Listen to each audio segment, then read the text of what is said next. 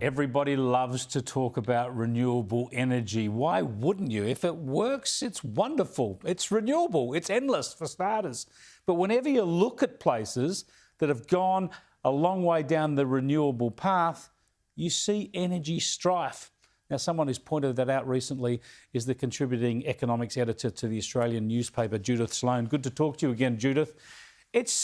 It's just staring us in the face, isn't it? Where you might want to look at South Australia, or you might want to go global and look at California or Germany or Britain. Where you put this big investment into renewable energy, you get into problems with reliability and price.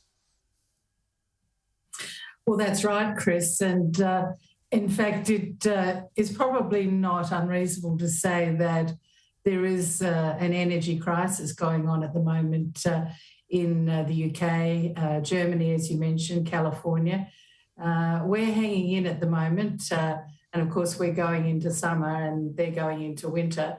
But, you know, it's one of those things that, and I think this is probably a frustration more generally for you in your work, but also in mine, that people somehow think feelings are more important than facts.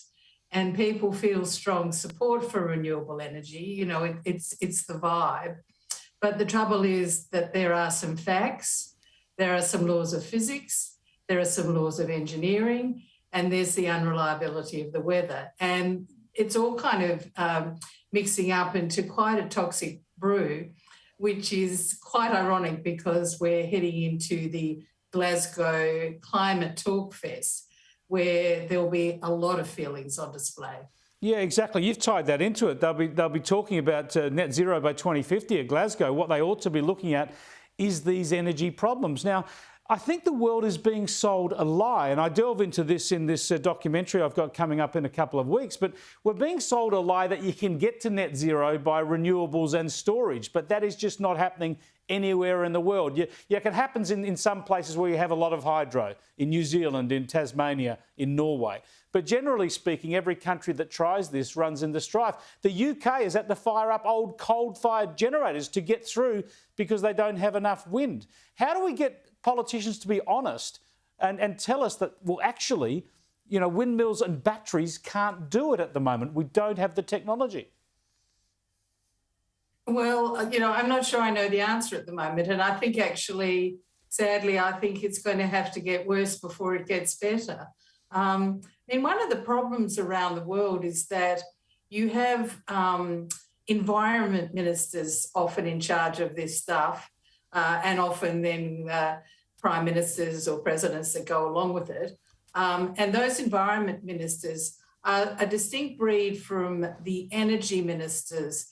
We, I think, have been very lucky in the decision by the Morrison government to connect energy with emissions, because that is the engineering and economics focus.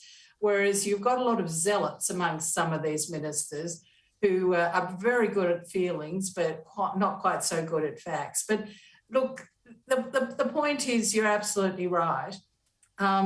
We are not going to get to net zero emissions with current technology without there being massive dislocation to people's ways of life.